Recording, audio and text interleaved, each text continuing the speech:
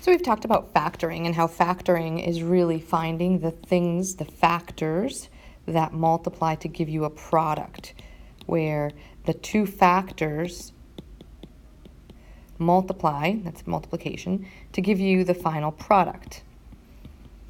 We learned about multiplying binomials, and so if I had something such as x plus 5 multiplied by x minus 3, you can follow the FOIL method or the distributive method, where you would be multiplying the first term of the first factor by the first term of the second factor, and that would give you the first term, x squared.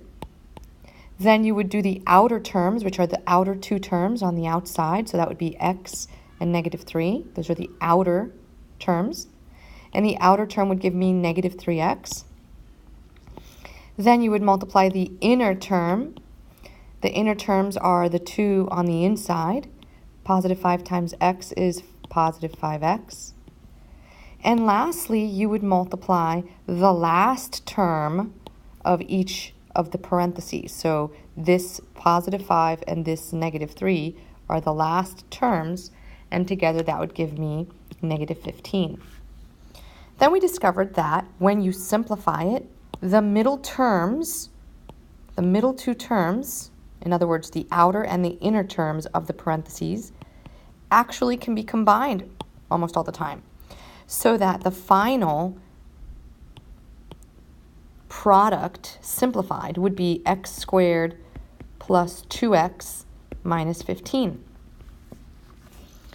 We were also talking about last section where you factor out greatest common factor.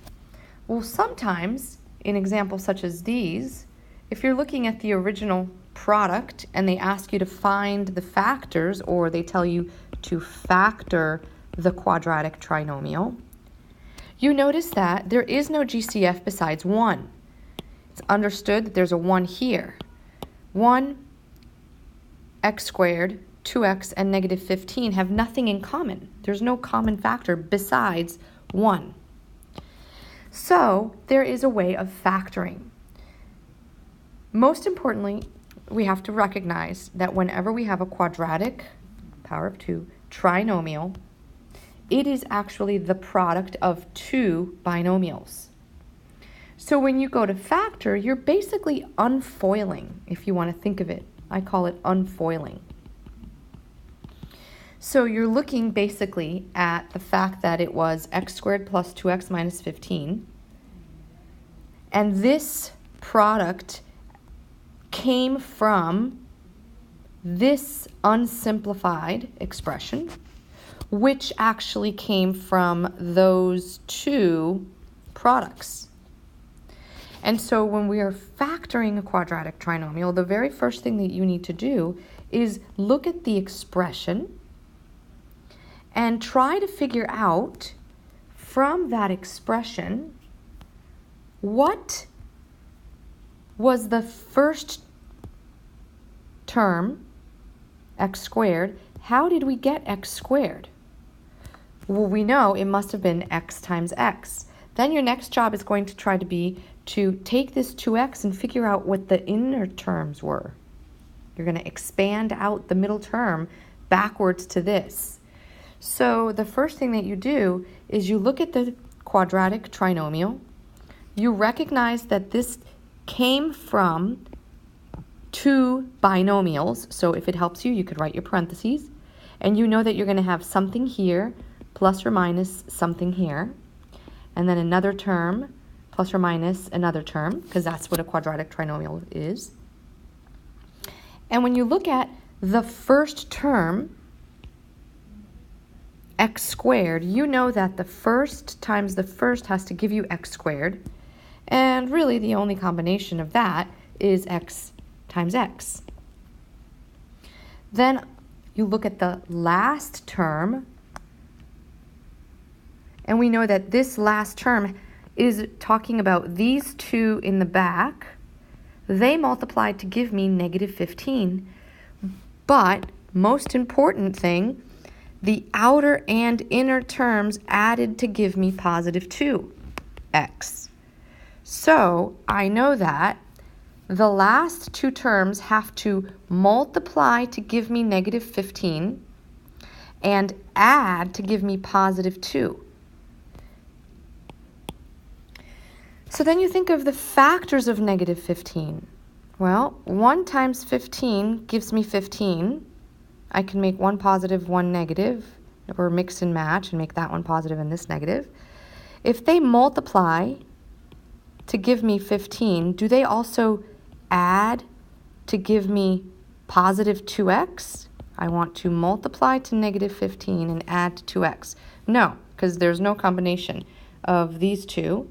Negative 1 plus 15 is 14, and 1 and negative 15 would give me negative 14, so that's not positive 2. The next possible factors are 3 and 5.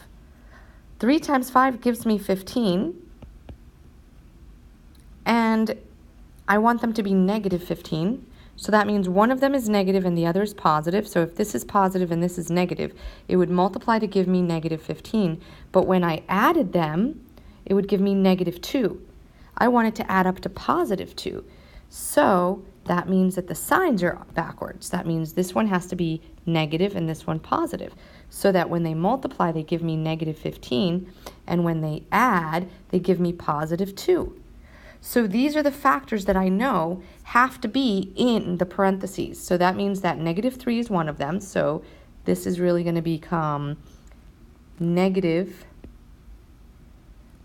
and then 3. And then the other one is going to become positive 5.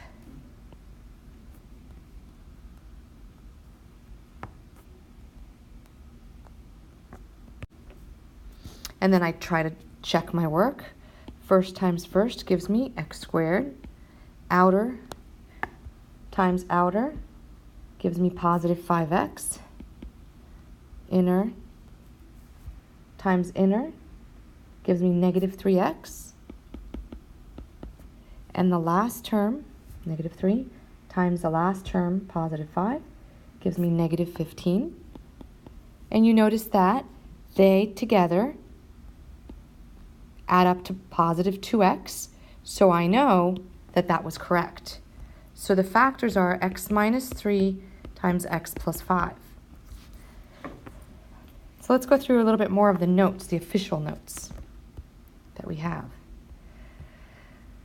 When you are factoring a quadratic trinomial in which the quadratic trinomial, the a, so remember that in standard form it's really ax squared plus bx plus c, where the a is just equal to 1, in other words, there's no coefficient, then it's really straightforward because all you do is you look to the back side and find what multiplies to this that adds to b. What's the product? It multiplies to c but adds to b. So if we're looking at this example, we know this is a quadratic trinomial, so we know that we are going to have two parentheses that are binomials each. We know that x squared, it has to be x and x, because that's the only combination of numbers that multiply to give you x squared. You look at the back 15. What are the products of 15, or the factors of 15 that add to 8? Well, 1 and 15 don't add to 8, whether one is positive or one is negative. 3 and 5 do.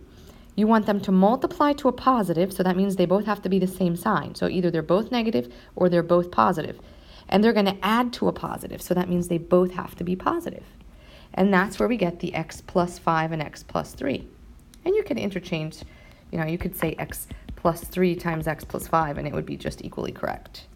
That's where they got their factors here. So let's look at this one.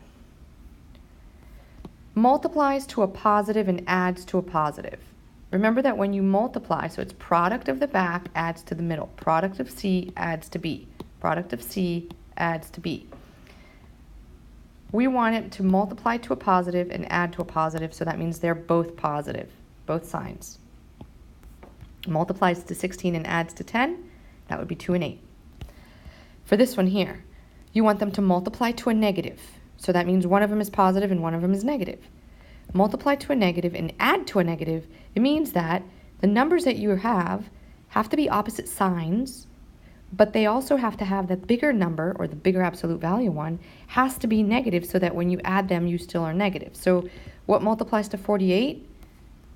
We could list them. 1 and 48, 2 and 24, 3 and 16, 4 and 12, 6 and 8. And then you look and say, well, which combination of the factors also add to 8? Well, these are only 47 units apart, so it's either 47 or 49. This would either be 22 or 26. These would add up to 19, subtract to 13. We're trying to get 8. These would add up to 16. Add up to 16, subtract to 8, which is what we need, and they will also multiply to 48. So 4 and 12 are the answer, but because when we add the middle term, they give you a negative, it means that 12 has to be negative, so that when you go 12n, negative 12n, plus 4n, your outers and inner, 4n minus 12n will give you a negative 8, which is what you're looking for. Multiply to a positive, add to a negative, it means they're both going to be negatives, because a negative times a negative will give you a positive, and a negative plus a negative gives you a negative. So in this case, multiplies to 56 and adds to 15, it's 7 and 8, and they're both going to be negative. If they multiply to a negative and add to a positive, they're opposite signs, but when they add, they give you a positive, so that means the bigger one has to be positive. So 20 and adds to 1, 4 and 5. 5 is the bigger one, so it becomes positive, so that when you add them, you still have the middle term positive. Okay, let's look at these. So we know we're going to have two binomials. We know the first term is going to multiply x times x. We know the last term has to multiply, so product of 10 and sum, it's the middle, the outer and inner has to add up to 7. So what two numbers multiply to 10 and add to 7? 2 and 5. You want it to multiply to a positive, so both of them have to be the same sign, and you're adding and creating a positive, so both of them have to be positive. You always check your work. First times first is x squared. Outer terms, inner term, last term, middle term adds up to 7x, so I know that it's correct.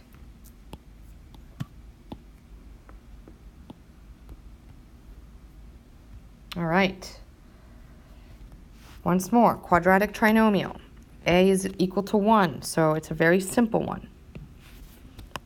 Obviously, first term is going to multiply to give me x squared, so each has to be x. What multiplies to positive 7 and adds to negative 8? Well, the only factors of 7 are 1 and 7, and if you want them to multiply to a positive, they both have to be the same sign, and they want to add to a negative, that means they both have to be negative, because negative 1 plus negative 7 is negative 8. Always check your work.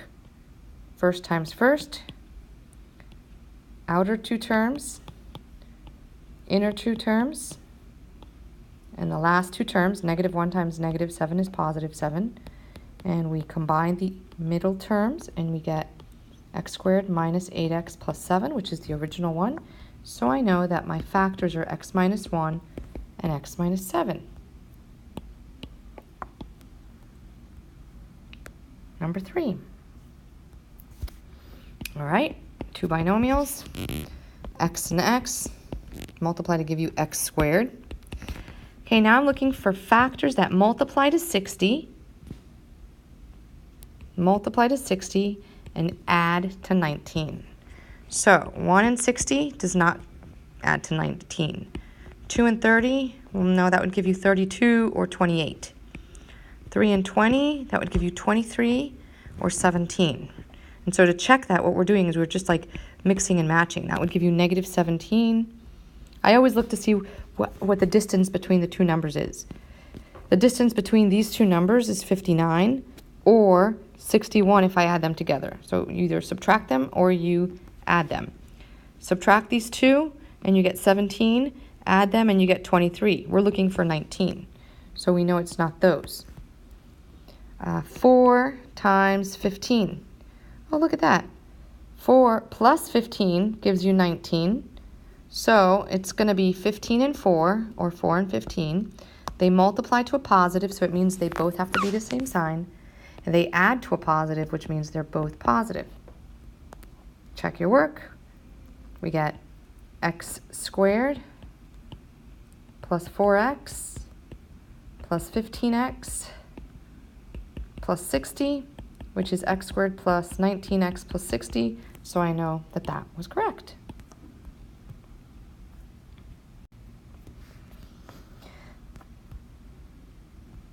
All right.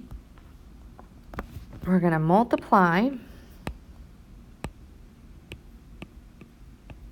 x times x. Multiply to negative 15 adds to positive 2. So 1 and 15, no. 2 isn't a factor of 15. 3 and 5, oh, 5 minus 3 is 2. So it's going to be 3 and 5.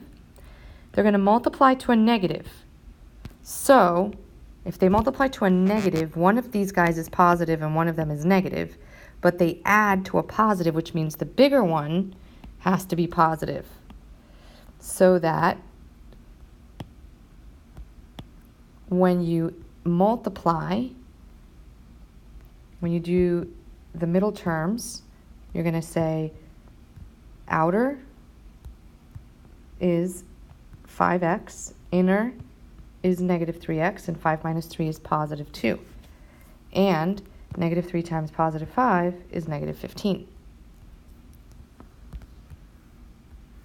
Okay. We know it's x times x. That's what's going to give me my first term. Now, what multiplies to negative 20 adds to negative 8. They multiply to a negative, so they have to be opposite signs, and they add to a negative, so that means the bigger one is negative. Factors of 20. 1 and 20 don't come too close to getting added to be 8. 2 and 10, they do. 10 minus 2 is 8. But we want negative 8, so that means the negative has to be with the 10. So it's going to be negative 10 plus 2. That multiplies to give me negative 20, and it adds to give me negative 8. X times x is x squared. Outer terms, positive 2x. Inner term is negative 10 plus times x is negative 10x. And the last term is going to be negative 10 times 2, which is negative 20. Middle terms add up to negative 8x.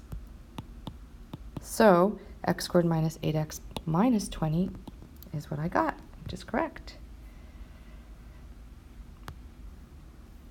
All right. X times x, multiply to negative 24 and add to negative 5. Again, one is positive, one is negative, because I want to add to be and get a negative, my middle terms, to get a middle term that's negative, my bigger number is negative. Factors of 24, 1 and 24 don't add up to 5. 2 and 12, whether you add or subtract them, don't add up to 5. 3 and 8 do, because 8 minus 3 is 5, and 3 times 8 is 24. So I know it's 3 and 8. I want them to add to a negative. That means that the bigger one has to be negative, so that when I add them, it gives me a negative. And you want them to multiply to a negative. And that's how I also know that they have to have opposite signs. Always check your work. First term, outer term, inner term, last term. Middle term adds up to negative 5x. So I know that it's correct. So these you should never really get wrong, because you're going to always be able to check your work by refoiling. What you're going to do is factor out each of these quadratic trinomials. Please remember that. you're basically going to always get an answer that has 2 parentheses.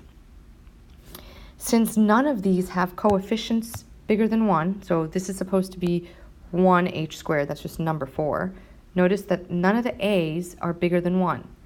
All of the coefficients of the leading coefficients in these terms are understood to be 1. So basically each is going to have x and x, and your job is going to be to find what multiplies to the back that adds to the middle. Don't forget to upload these onto Canvas, and let me know if you have any questions.